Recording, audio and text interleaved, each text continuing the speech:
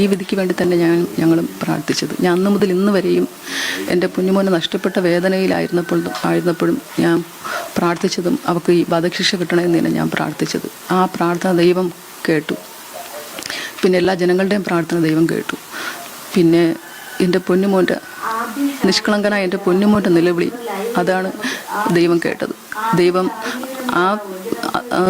ആ ദൈവം തന്നെയാണ് ഈ നീതിമാനായ ജഡ്ജിയിൽ ഇറങ്ങി വന്നതുകൊണ്ടാണ് ബഹുമാനപ്പെട്ട ജഡ്ജിക്ക് ഇങ്ങനെ ഒരു വിധി നടപ്പിലാക്കാൻ സാധിച്ചു എന്നാണ് ഞാൻ വിശ്വസിക്കുന്നത്. എപ്പോൾ എന്നെ പുറത്തിറങ്ങുമ്പോൾ കാണുമ്പോഴൊക്കെ എൻ്റെ സങ്കടം കാണുമ്പോൾ അവർ പറയും, മോള് വിഷമിക്കേണ്ട, അവൾക്ക് തൂക്ക് കയറി എന്നെ കിട്ടുമെന്ന്.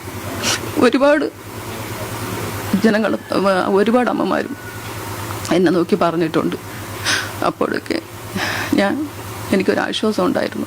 ഇപ്പോൾ എനിക്ക് അത് പ്രാവർത്തികമാക്കി തന്നത് ബഹുമാനപ്പെട്ട നീതിന്യായ കോടതിക്ക് 1000 നന്ദി.